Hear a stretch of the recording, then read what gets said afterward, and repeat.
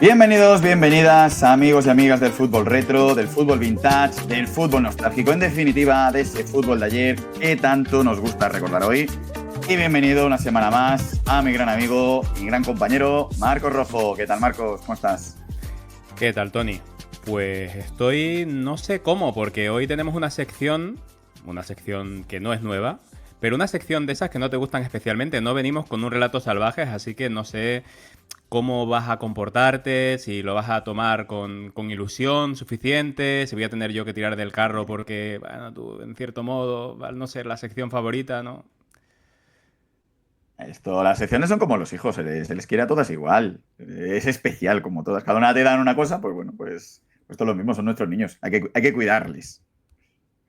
Bueno, pues volvemos con un once de gala. No es el primer once de gala que hacemos, exactamente es el cuarto once de gala. Hemos hecho ya el de Ajax de Ámsterdam, el de la Juve y el de la selección alemana. Ese capítulo tan especial, por lo menos para nosotros, porque fue Sí, sí. el primero y el último hasta ahora que hemos grabado juntos en el mismo estudio, llamémoslo.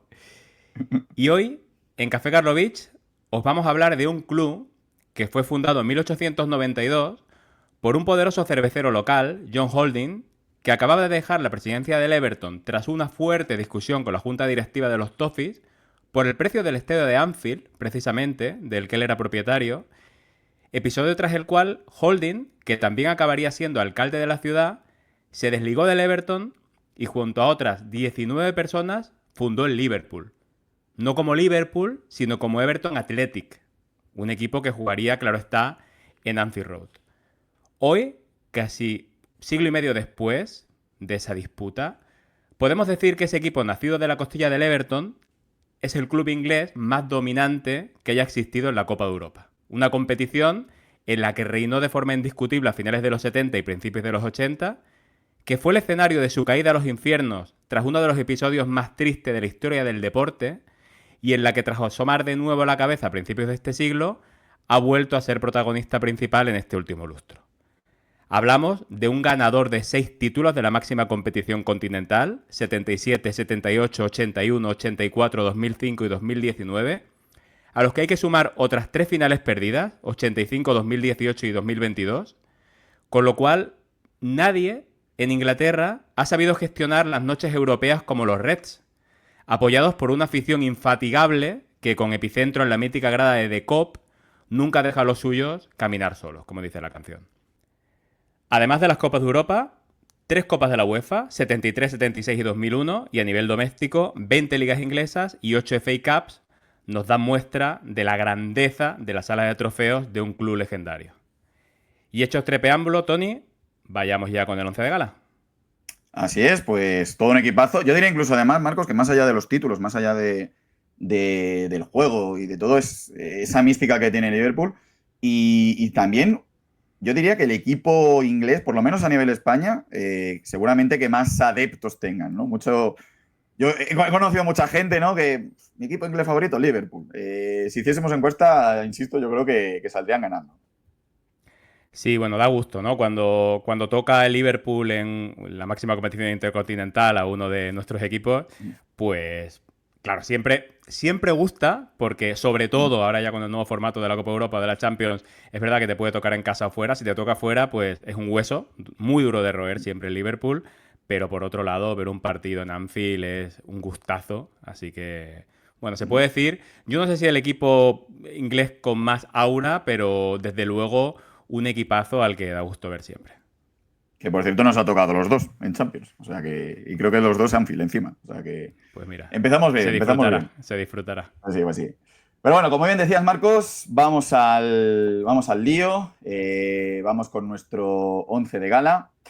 Recordad el formato muy sencillo. Como hemos hecho en esas 3 veces anteriores que comentaba Marcos. Él ha elegido 11 jugadores de toda la historia del Liverpool. Yo he elegido otros 11 jugadores de toda la historia del Liverpool. Eh, yo no sé lo que ha cogido Marcos. Marcos no sabe lo que he elegido yo. Iremos destapando y bueno, si coincidimos, va a quedar en el 11 de gala de Café Karlovich del Liverpool. Lo que no coincidamos, pues bueno, habrá un arduo y duro debate para ver cuál de los dos se lleva el gato al agua. Marcos, ¿comenzamos con el portero? Venga, dale. Venga, pues vamos con las primeras cartas a levantar. Aquí tengo la sensación de que no hay duda. Mira, hemos elegido hasta la misma foto. Sí, no. Y mira que rebusqué, que dije, no, la primera que me salga en Google, no, voy a ir. Voy a profundizar un poco más. Bueno, yo creo Ray que Clemens exactamente bajo pensamos lo palos. mismo. Sí. Ray Clemens bajo palos. Uno de los mejores, bueno, el mejor portero de la historia. Obviamente hemos coincidido nosotros. Para nosotros es así. De la historia del Liverpool. Vivió además la época más prestigiosa y más dorada de los Reds, esa década de los 70, principios de los 80. Un portero que le caracterizaba su gran agilidad, sus grandes reflejos, era muy eficiente en el mano a mano contra el delantero rival, muy bueno parando penaltis, 665 partidos oficiales disputó con el Liverpool, pero el broche de oro fue inmejorable, ganando la Copa de Europa del 81.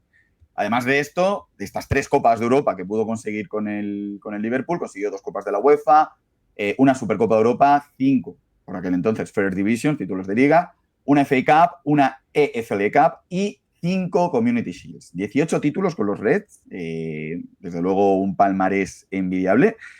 Y, bueno, por puntualizar simplemente, falleció tristemente el 2020 en noviembre, en el mes de noviembre, a los 72 años de edad. Sí, una indiscutible leyenda. Yo creo que es claro que es el mejor portero de la historia del Liverpool. Pieza fundamental para 2 técnicos legendarios como Bill Shankly, que fue el que lo fichó cuando solo tenía 19 años, y Bob Paisley, en la que fue sin duda la etapa más gloriosa de la historia del club. Y bueno, Ray Clemens siempre pues uno de los pilares de uno de los mejores equipos de la historia de la Copa de Europa, por lo cual no hay duda en este caso de que tiene que formar parte de nuestro once de gala. ¿Qué otros porteros habías pensado, Marcos?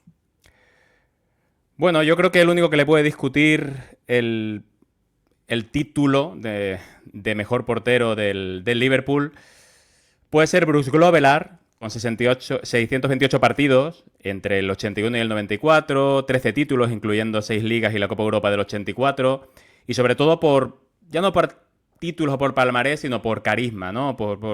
Siempre recordaremos a Bruce Grovelar con esa tanda de penaltis de las piernas tambaleantes en 1984, que animo a ver a todos los que tengan curiosidad por ver lo que puede ser un personaje bajo los palos.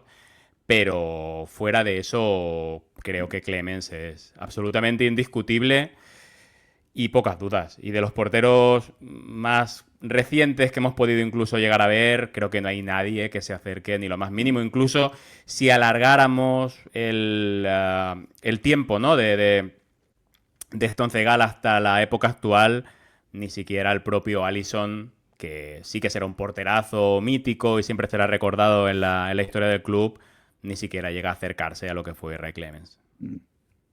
Lo que sí es cierto, parece que hay algo, ¿no? Con los porteros y las tandas de penalti, ¿no? Y no olvidar también aquella de Dudek, ¿no? También con ese tambaleo que tuvo, que fue espectacular, ¿no? Después de la remontada que tuvo Liverpool contra el Milán en esa Copa de Europa. Pero sí. De hecho, aquí poca duda y poco debate hay, aunque quitásemos nuestra barrera de los 15 años para que sea retro.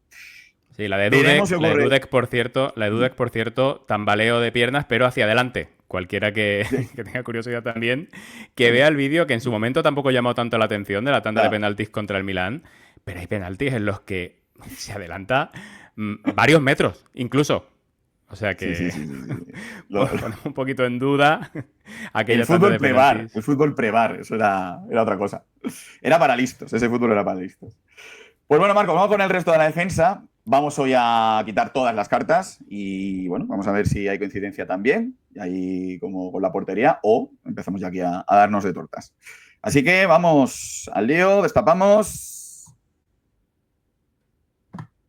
Venga, pues yo he cogido a ¿Hemos hecho pleno? Phil Neal. ¿Hemos hecho pleno? Sí, pleno, sí, porque... ¿Pleno? Sí. El orden no es el mismo, el orden de los centrales, pero es verdad que hemos coincidido en los 4. Qué aburrido, ¿no? Va a ser este capítulo, sin discusiones. Pero llegarán. Hemos cogido Phil Neal en el lateral derecho, Emlyn Hughes en el lateral izquierdo y luego como centrales Alan Hansen y Jamie Carragher. Bueno, yo creo que sí que hay algunas otras alternativas, lo comentaremos después de cada caso, después de comentaros quién era cada uno de estos jugadores, pero yo al menos lo tuve bastante claro, tuve pocas dudas de que esta era la defensa que tenía que elegir para este 11. Sí, defensa basada, obviamente, en esa época gloriosa, sobre todo los años 70. Por ejemplo, Hughes no llega a esa Copa de Europa del 81, se va del Liverpool en el 79, pero y bueno, obviamente Jamie Carragher, final de los 90 y primera década del 2000, pero yo creo que también merece esa representación, ¿no? Ese Liverpool. Que luego hablaremos un poco más en profundidad, si te parece, Marco, sobre ese vacío que hubo, ¿no? en los 90 como tal. Es verdad que parece que el Liverpool estaba por aquel entonces un poco de capa caída, ¿no? Pero bueno, una defensa, como bien decimos, que se basa sobre todo en esa época gloriosa del Liverpool. Phil Neal, si quieres, empezamos con el lateral derecho. Pues ambos hemos coincidido, seguramente mejor lateral derecho de toda la historia del Liverpool. Lo apodaban, como curiosidad, lo apodaban Zico. Y es que Sí. por los hinchas Reds. Era por su capacidad para anotar goles decisivos. No obstante, consiguió marcar en goles en dos finales de Copas de Europa. 650 partidos oficiales con el Liverpool, 4 Copas de Europa, una Copa de la UEFA, Supercopa de Europa, 8 First Divisions, 4 FA Cup y 5 Community Shields. Ahí está. Sí, 11 años en el Liverpool, del 74 al 85, y Neil era un lateral derecho. Durante la mayor parte de su carrera ocupó este puesto, aunque también podía jugar como defensa central, y formó parte fundamental de toda la era dorada, bajo el mando, en este caso, de Bob Paisley, que fue el entrenador que lo fichó ya con 23 años del Northampton Town. Digo ya con 23 años porque una carrera tan longeva Sí. parece que siempre empieza desde casi edad juvenil, ¿no? En este caso ya era un jugador pues medianamente hecho cuando fichó por el Liverpool. Era un lateral muy seguro, muy solvente, un gran marcador que ejerció un liderazgo silencioso además en el campo y que tenía una capacidad goleadora sorprendente, como bien has dicho, que se le relucir además en momentos decisivos como esas Copas de Europa, porque marcó en 2 finales, las 2 disputadas curiosamente en el Olímpico de Roma, la del 77 contra el Borussia de Mönchengladbach, de penalti, un penalti que se lleva la victoria, y en la del 84 contra el equipo local, contra la Roma, en un partido que terminó 1-1 y en el que también anotó el lanzamiento en la tanda de penaltis que dio la victoria a los Reds contra el equipo romano. Es el futbolista más laureado de la historia del Liverpool y su resistencia física le hizo indiscutible durante más de una década porque jugó nada menos que 417 partidos consecutivos entre octubre de 1976 y septiembre de 1983. Ahí es nada. Zico, menuda capacidad física tenía. Menudo bicho, menudo bicho. Vamos, si te parece, con central que compartió con el equipo. El caso de Alan Hansen, central de característica, yo creo que el adjetivo es elegante. Un tipo capacitado técnicamente por encima del resto, por encima de la media. Muy buen sentido de juego. Se anticipaba muy bien a sus rivales. 600 partidos oficiales también con los Reds. Y, pues bueno, otro con currículum, ¿no? Al igual que los dos que ya hemos nombrado, ¿no? Pues muy extenso, ¿no? Esas 3 Copas de Europa y demás títulos que hemos mencionado.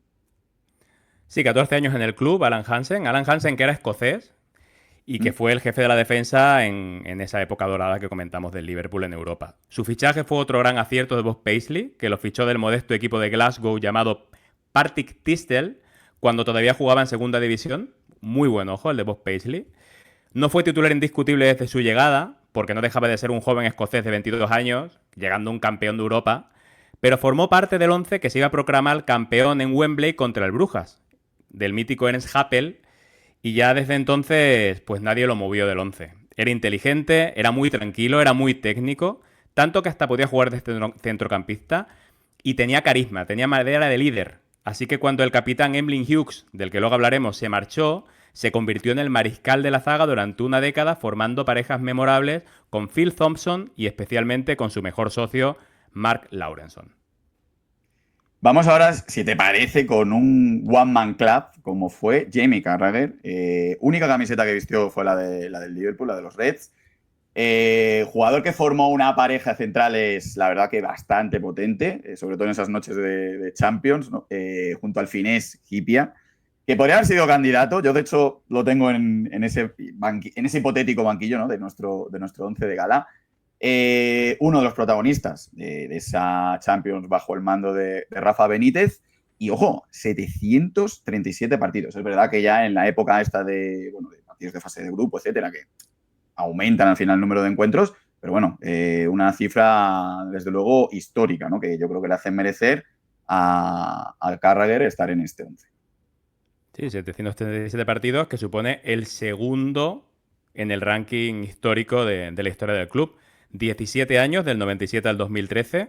Una Copa de Europa, la que todos conocemos, contra el Milán en 2005. Una UEFA, la de 2001 contra el Deportivo Alavés, de infausto recuerdo para el equipo español.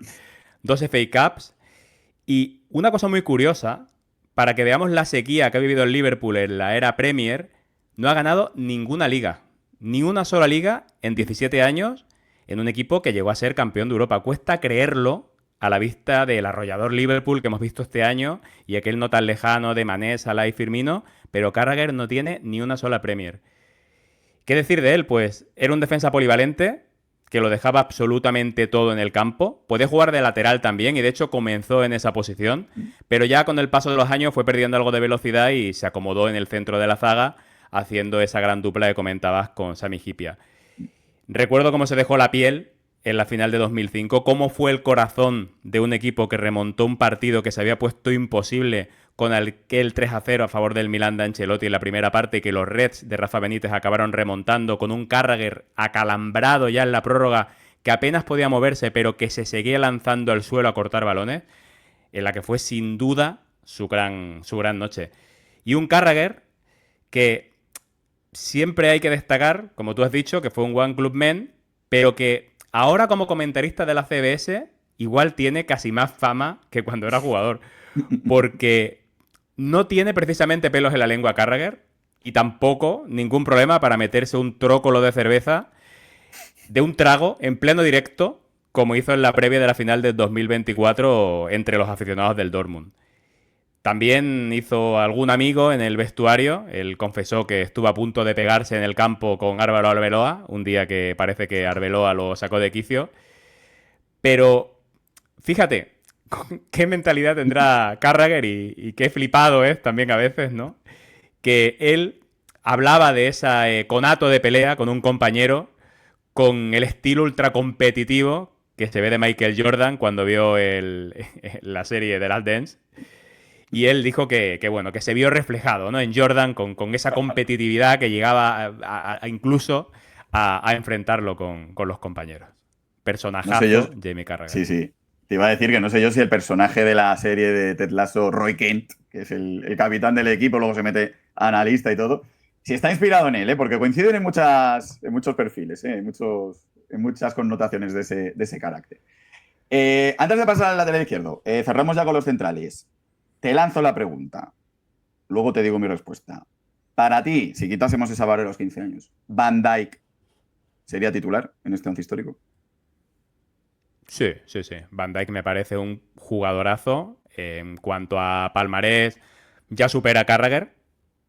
En cuanto a importancia en el equipo, yo creo que la importancia de Van Dijk es brutal porque se puede decir que el Liverpool dominante de Klopp nace con la llegada de Van Dijk al equipo. Hasta entonces sí que es verdad que era un equipo competitivo, pero tenía bastantes lagunas en defensa y Van Dijk cuajó desde el principio unas actuaciones memorables y se hizo el jefe absoluto de la zaga.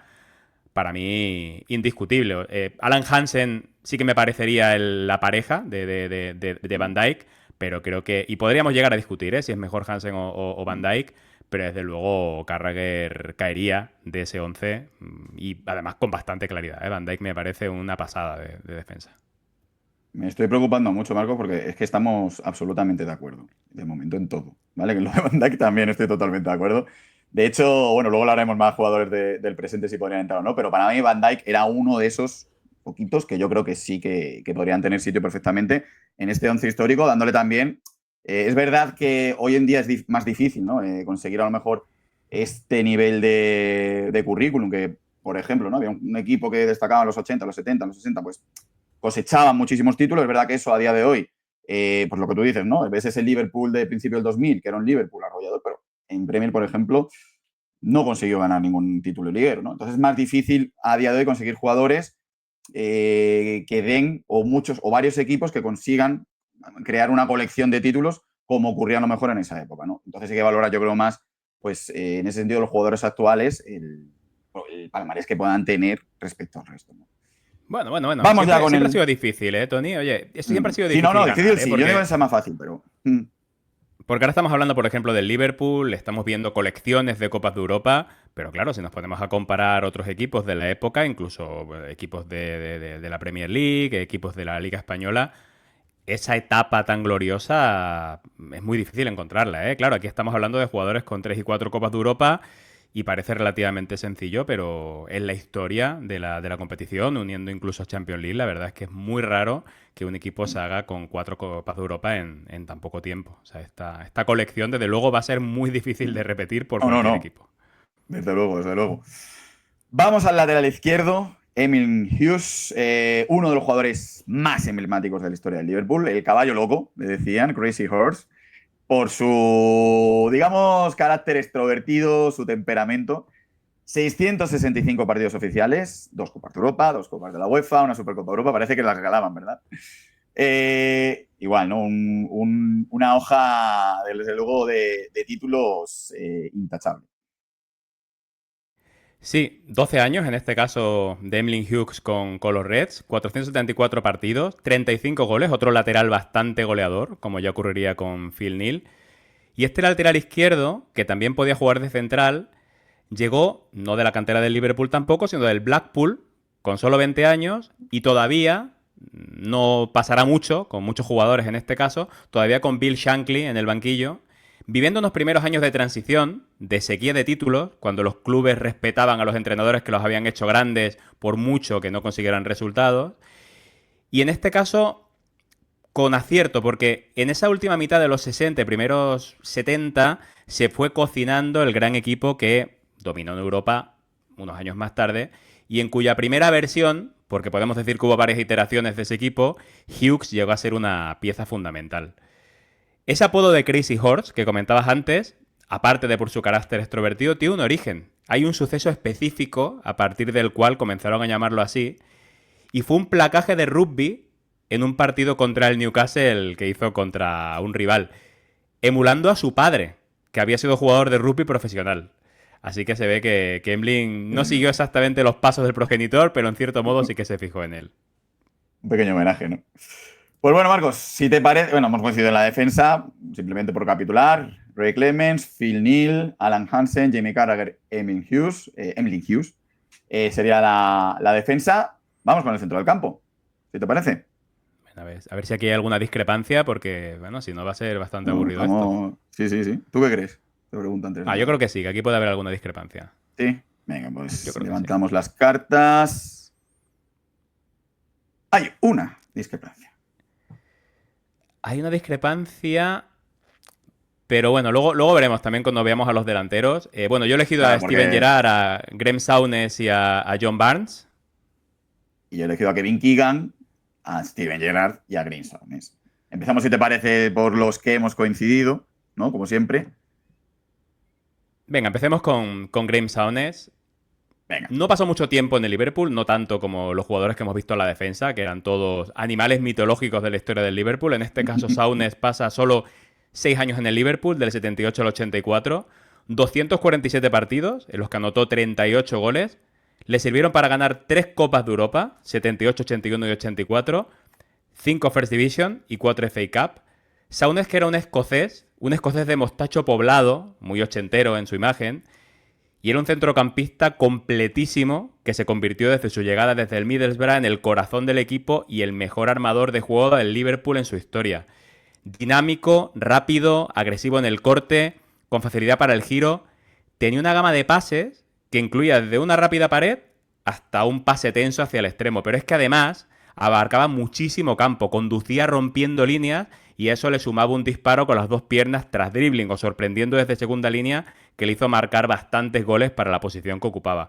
Un pedazo de mediocampista, de los mejores centrocampistas del mundo en los 80, que con su salida de la Sampdoria dejó bastante huérfano a los de Anfield. Y cuando digo, Tony, que era agresivo en el corte, igual he usado un eufemismo porque animo a los seguidores del canal a ver algunos de sus tackles en YouTube, porque son brutales. Cada uno de ellos hubiera sido una roja clarísima por agresión en la actualidad. Es increíble ver cómo se tiraba por el balón Souness. Sí, sí. Fíjate, a todo lo que has dicho, lo único que añadir, tuvo el honor de ser capitán del Liverpool en la Copa de Europa que consiguen conquistar ante la Roma en Roma. O sea que que con el poco tiempo, digamos, que estuvo, da a notar, ¿no? La impronta que tuvo en el conjunto red. Pasamos, si te parece, a Steven Gerrard. Siempre tuvimos a Mr. Ajax, tuvimos a Mr. Liverpool, perdona, a Mr. Juventus, y aquí tenemos a Mr. Liverpool, ¿no? Sí, Steven Gerrard, yo lo he colocado como interior derecho. 17 temporadas en el club, del 98 al 2015, 710 partidos y 185 goles, una barbaridad para un centrocampista que tuvo temporadas en las que llegó a superar los 20 goles entre todas las competiciones. Se llevó una Champions, la citada anteriormente con Carragher, la UEFA, la misma que la de Carragher, 2 FA Cups y, como pasaba con Carragher, ninguna Premier League. O sea, tiene también la misma maldición que tuvo un mito también como Jimmy Carragher, porque durante esa época el Liverpool no se comió un colín en la competición inglesa. Es cierto que por palmarés hay jugadores que están por encima. Es cierto que parte de su carrera deportiva se desarrolló más allá del límite de 2010 que nos hemos ido imponiendo en esta sección, pero aún así su carrera, incluso teniendo en cuenta este límite, abarca hasta sus 30 años. Y habiéndose consolidado en el equipo tan joven como lo hizo, creo que es suficiente bagaje como para que aparezca en nuestro 11.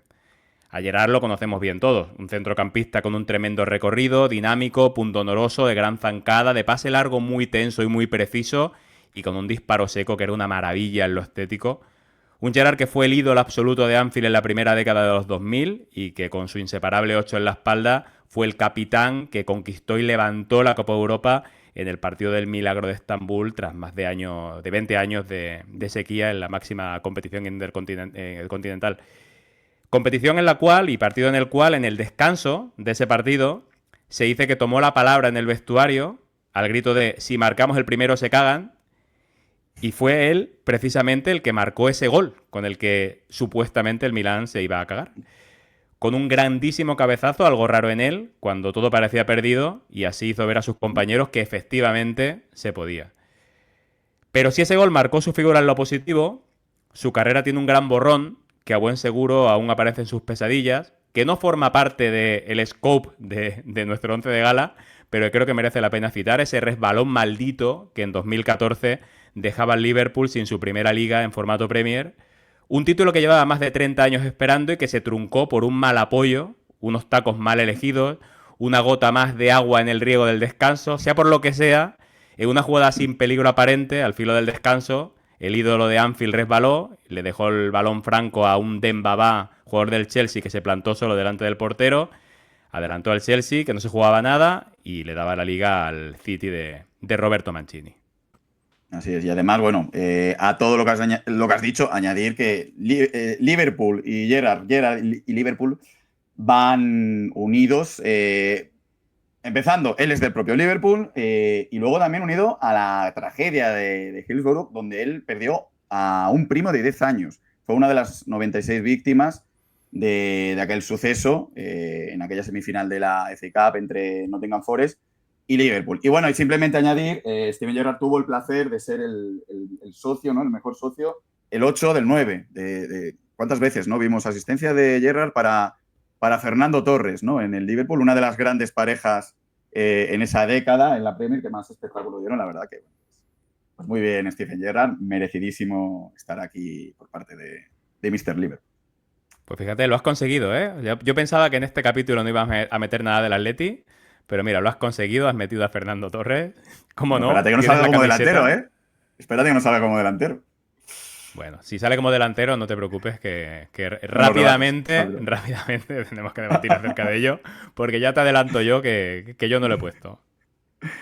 No me cabe la menor duda. A ver, John Barnes, cuéntame cositas. Porque yo creo que, a ver, aquí vamos a tener un debate que vamos a tener que esperar, yo creo que a los delanteros. Sí, pero yo creo que los dos hemos hecho la misma jugada. Hemos puesto a un delantero de centrocampista. Claro. Pero, hombre, yo creo que en mi caso tiene un poco más de razón de ser y ahora explicaré por qué. Yo he elegido a John Barnes, 10 años en el Liverpool, entre el 84 y el 94, 314 partidos y 84 goles, 2 First Division y 2 FA Cups. Esta es la elección menos segura de las que he hecho para el centro del campo y en general para el 11.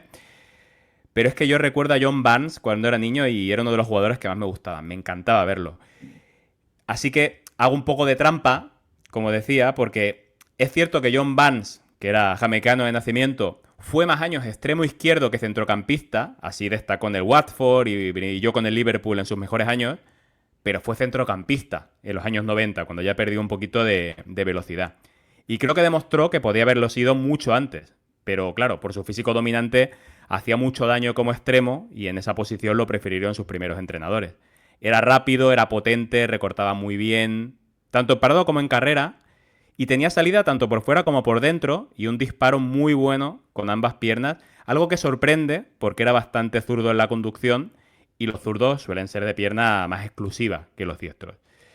Desgraciadamente para él, desgraciadamente también para los aficionados al fútbol de fuera de Inglaterra, sus mejores años coincidieron con la suspensión de los equipos ingleses en las competiciones europeas tras la tragedia de Heysel y nos lo perdimos en las noches europeas entre semana.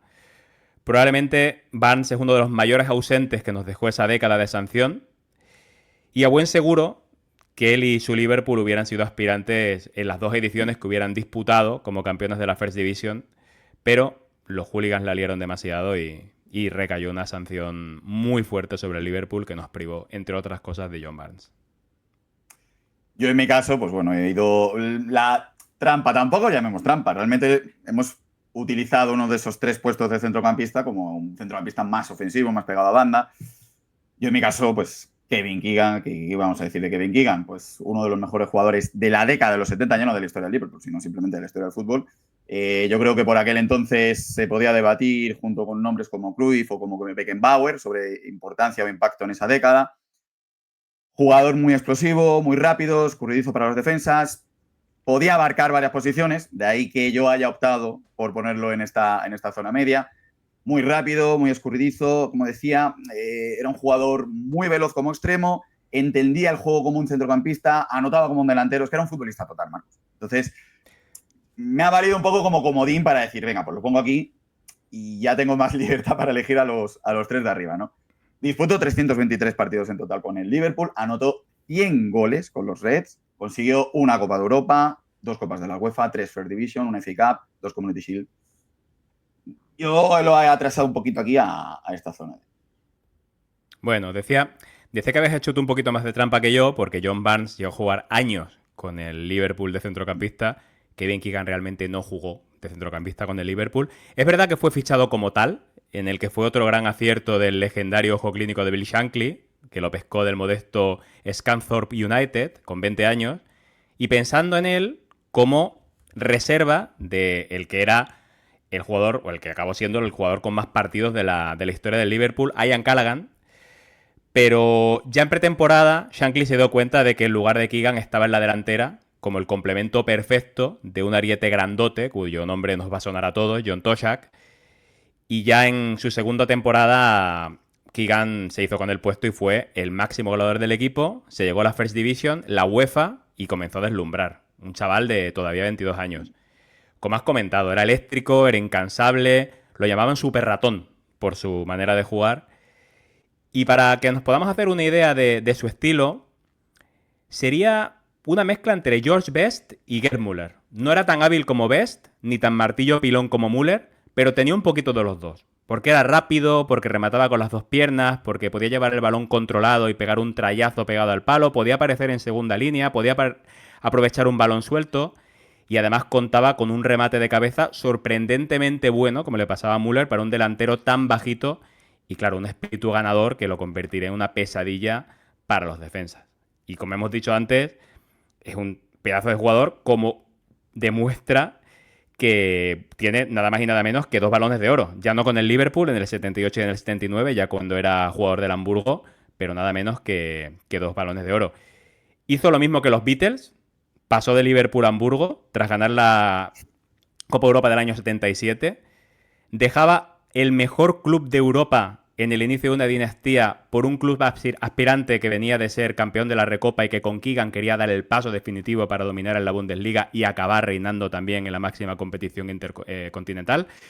No lo consiguió, pero con Magath, con Manfred Schulz y con Horst Krubes, pues consiguió un gran equipo el Hamburgo al agregar a Keegan. Individualmente le fue muy bien. 2 de los 3 años en los que estuvo en la Bundesliga fue galardonado con el Balón de Oro, no podemos decir que le fuera mal. A nivel deportivo y sobre todo a nivel europeo, su etapa no fue tan prolífica como habría deseado porque en esos años se llevó una Bundesliga. Y podemos preguntarnos por qué se fue, porque estás dejando al mejor equipo de Europa en el momento en el cual está comenzando su esplendor. Pero creo que si decimos que en el Liverpool percibía 12.000 libras anuales y que el Hamburgo le ofrecieron un sueldo sideralmente mayor, aparte de cederle los derechos de imagen para que explotara él mismo firmando contratos publicitarios, algo en lo que Keegan fue pionero, pues ya lo entendemos un poquito más. Se calcula que contabilizando los patrocinios y el sueldo, el bueno de Kevin se embolsaba 250.000 libras. Así que ya entendemos un poquito mejor su salida. ¿Qué hacemos, Marcos? A ver, Keegan lo vamos a tener los dos, quiero decir, la cosa es dónde lo ponemos. Arriba, venga, lo dejamos aquí, ponemos a John Barnes. Yo con John Barnes he de rebatirte una cosa. Yo si tuviese que poner un centrocampista de esa época más fea de los 90 del Liverpool, sin duda alguna, sería un jugador que luego conseguiría el éxito a nivel colectivo en tu Real Madrid precisamente, Steve McManaman. A mí McManaman me flipaba en los 90. Bueno, McManaman, yo creo que cuando llegó al Madrid se vio el verdadero nivel que tenía. Era un buen jugador, pero no el crack que llegamos a pensar que era cuando veíamos algunas imágenes, algunos highlights de la Premier, ¿no? Entonces, yo no me he planteado siquiera meter a McManaman en el 11. Y en cuanto a cómo seguimos, pues vamos a ver los delanteros y luego en lugar de elegir los 3 centrocampistas y después los 3 delanteros, pues con los 6 elijamos 3 y 3. Vale. Venga. Pues, si te parece, pasamos a siguiente página y levantamos cartas. Espérate un momentito, me falta una aquí por coger. Venga, a ver, en los delanteros hay uno que seguro que no vamos a coincidir, porque yo ya te adelanto que he puesto a Kevin Keegan. Y otro que Fernando Torres. ¿Te imaginas? No, oye, Fernando Torres ya te adelanto que no. Se merece la mención simplemente porque en su día fue Balón de Bronce, además, con el Liverpool. No, lo hizo bien en el Liverpool, de hecho, su mejor época como jugador. Faltaron títulos. Porque precisamente lo eliminó el Atlético, por ejemplo, en una Copa de la UEFA. Vale, estoy aquí una carta rebelde. Bueno, espérate. No, bueno, vale. Torres, ya te digo, no me parece para formar parte del 11 de gala del equipo, pero bueno. De la década sí, Tampoco haría mofa con él, en este caso, la verdad, porque sí que dio un gran rendimiento. Venga, 3, 2, 1. A ver, los delanteros. Nos falta uno. ¿Quién será? ¿Quién será? Bueno, ya voy... Venga, yo tengo a Kevin Keegan, a Ian Rush, de centro delantero, y a Kenny Dalglish. Correcto. Y yo tengo a Ian Rush, Kenny Dalglish, y le quiero dar un pequeño homenaje a un Balón de Oro que yo creo que fue un poco infravalorado, porque es verdad que luego se movió por más equipos, pero Michael Owen. Hombre, yo Michael Owen llamarlo infravalorado, siendo Balón de Oro con la carrera deportiva. Lo has infravalorado, que no me lo has puesto. O sea, bueno, yo creo que lo he valorado correctamente y lo he dejado fuera.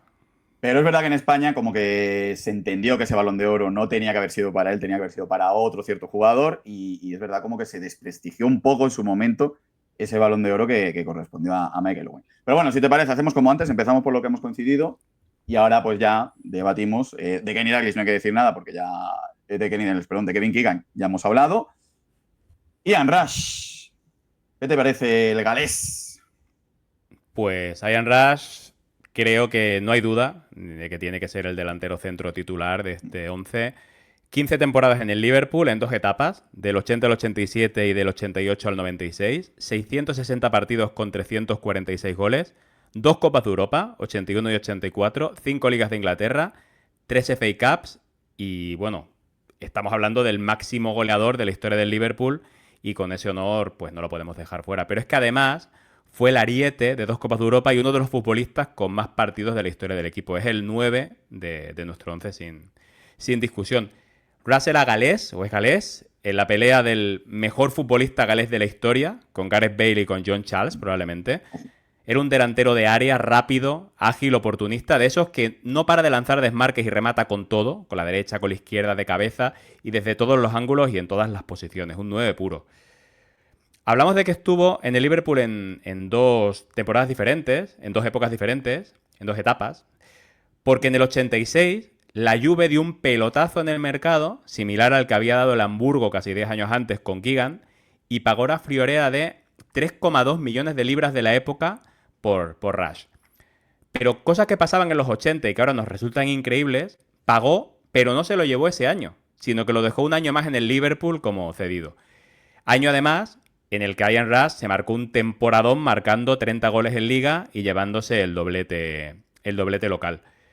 Pero aunque tenía todo para triunfar en Turín, no pudo seguir los pasos de John Charles y no cuajó. Nunca se adaptó a la vida en Italia, nunca encontró su sitio en un equipo del que acababa de salir Michel Platini, el faro de la Juve. Solo 8 goles con los italianos y tras una sola temporada volvió al Liverpool. ¿Y qué tendrán las vueltas, Tony? Que Rush ya no volvía a ser el mismo a pesar de estar en una edad perfecta para un delantero, 27 años. Echó probablemente de menos a su mejor socio, a Kenny Dalglish, y se vio también afectado por la gran competencia que había en el ataque, porque con su marcha el equipo se había reforzado y en ese momento pues tenían a Peter Beardsley y a John Aldrich. Él siguió marcando goles, pero bajó un poquito el nivel.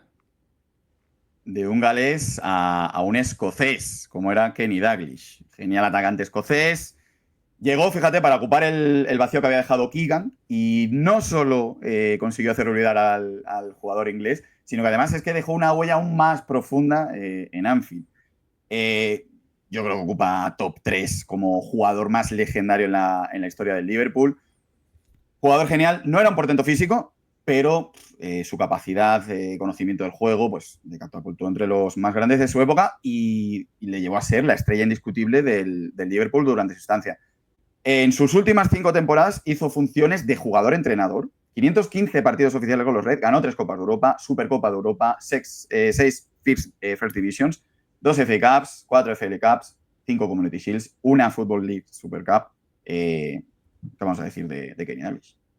De Kevin. Bueno, has dicho top 3, para mí indiscutible top 3, y yo casi diría que top 1 top 1. de la historia del club. Lo dejo ahí para el debate. Yo lo pondría en el top 1 probablemente, ¿eh? Porque sí. además es que yo creo que estaremos de acuerdo en que lo normal es que cuando tu mejor jugador abandona el equipo, lo acabes pagando. Sobre todo si se va con solo 26 años, como le pasó a Keegan, y encima demuestra fuera que es tan bueno que acaba ganando 2 balones de oro. Porque claro, no suele haber un sustituto del mismo nivel en el mercado, y si hay algo parecido es muy complicado que su club de origen esté dispuesto a vendértelo. Y ya si lo está y consigues ficharlo, tiene que acoplarse al equipo como tu recién salida estrella, que ya estaba al 100% acoplado y por eso salió por el dinero que salió. Pues resultó que el Liverpool no tuvo ningún problema para cubrir la baja de Keegan, porque llegó nada más y nada menos que este escocés, Kenny Dalglish, que, como te comento, para mí puede ser perfectamente el mejor futbolista de su historia. Un jugador escocés que no llegó al Liverpool como un jovencito, tenía como el jugador al que sustituyó 26 años y era ya una institución en el Celtic de Glasgow, del que además de su mejor futbolista era el capitán. Es uno de esos jugadores, pocos jugadores, que tienen una carrera de ídolo absoluto en 2 equipos diferentes.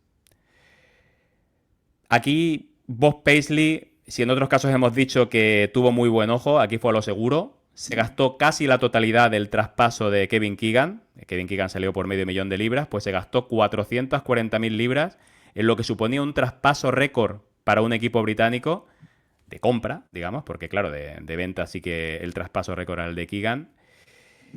Y bueno, pues no pudo empezar con mejor pie Kenny Dalglish. Marcó los 7 minutos de debutar.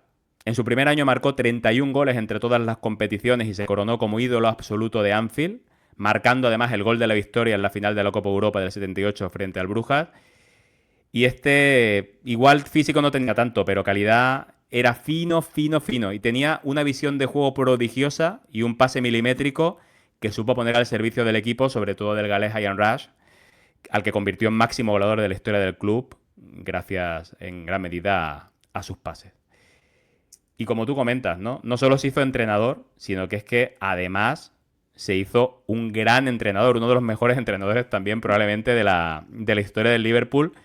Jugador-entrenador en una etapa en la cual, sobre todo en Inglaterra, se daba esa figura. Ya se ha perdido prácticamente en su totalidad, por lo menos en clubes de élite. Pero además de Kenny Dalglish, Saunes, del que hemos hablado también antes, Gianluca Vialli, Ruud Gullit, llegaron a ser jugadores entrenadores de equipos top de la Premier League.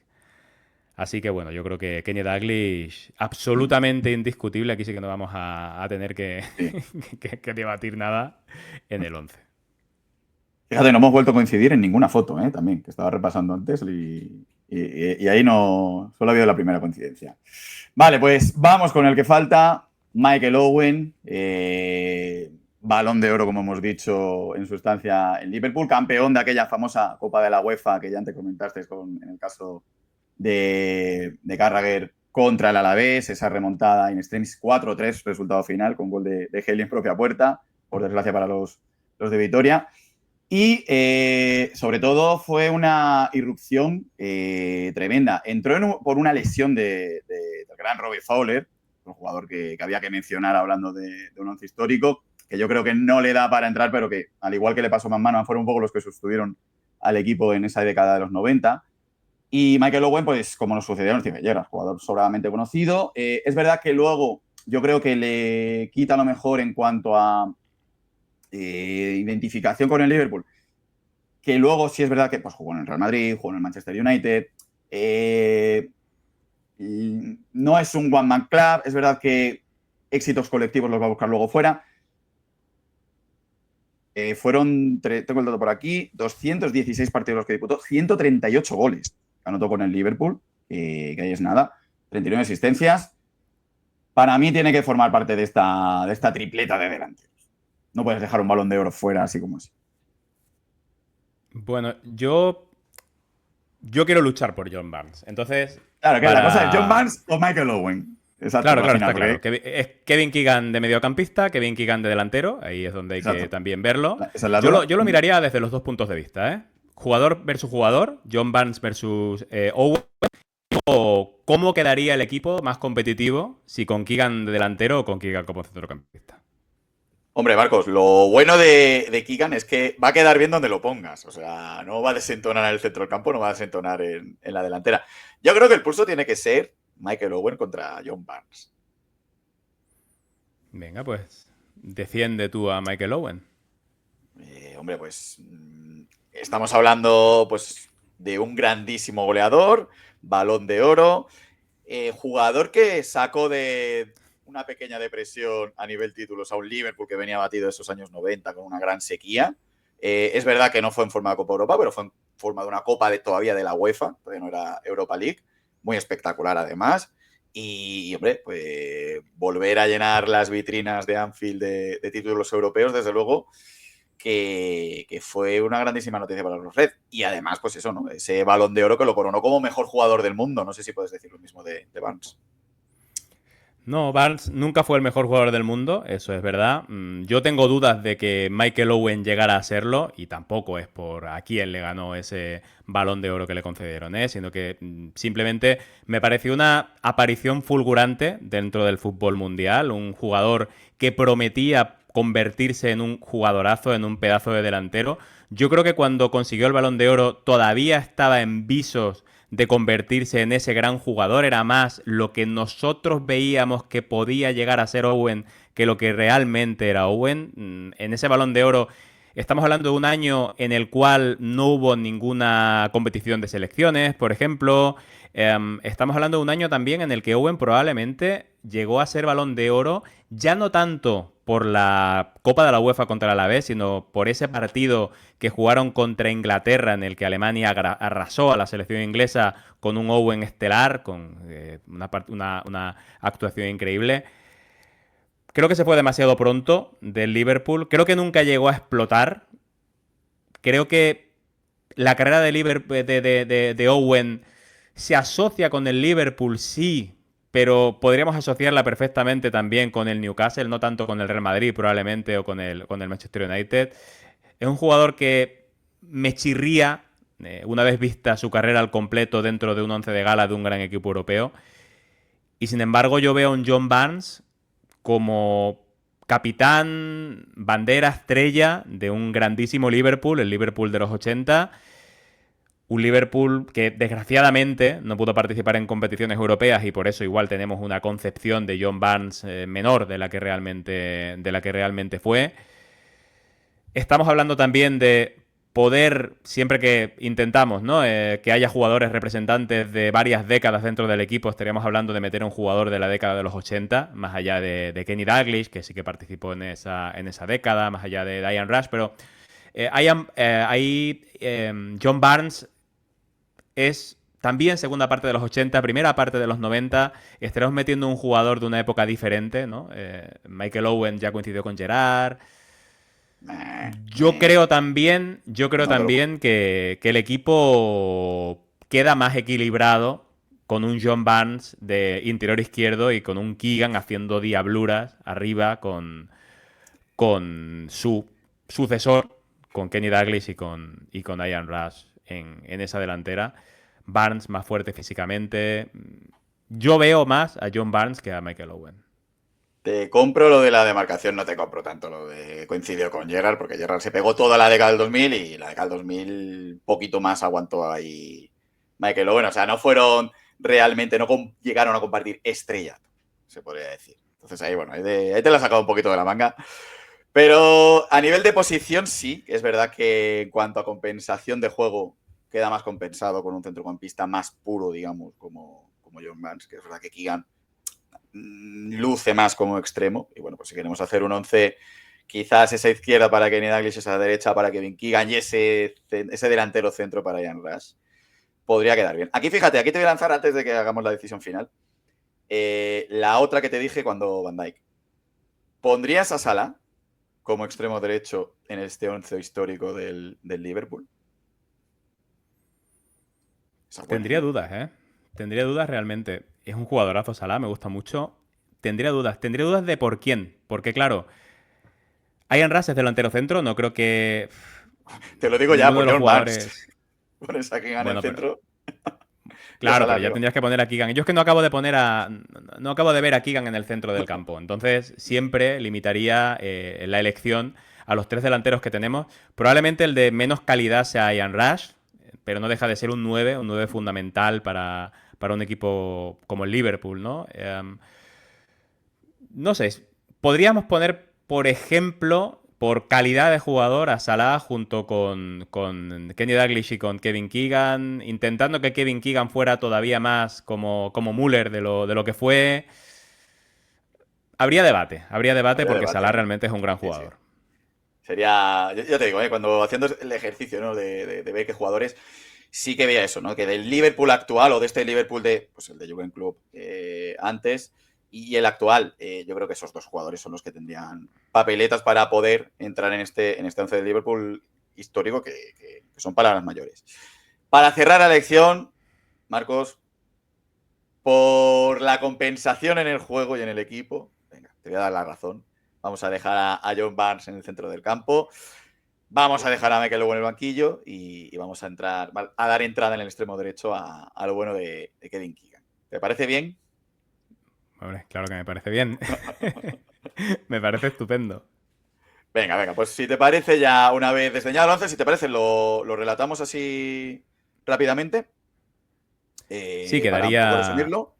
Claro, nos quedaría Ray Clemens en puerta, lateral derecho para Phil Neal, pareja de centrales Alan Hansen, Jamie Carragher, Emlyn Hughes en el lateral izquierdo. Si vamos al centro del campo, pues nos quedaría interior derecho Steven Gerrard, medio centro puro Graeme Souness y interior izquierdo John Barnes y arriba punta de ataque para Kevin Keegan, extremo derecho, delantero centro Ian Rush, extremo izquierdo o acompañando a Ian Rush a Kenny Dalglish. Yo creo que nos queda un 11 tremendo, ¿no?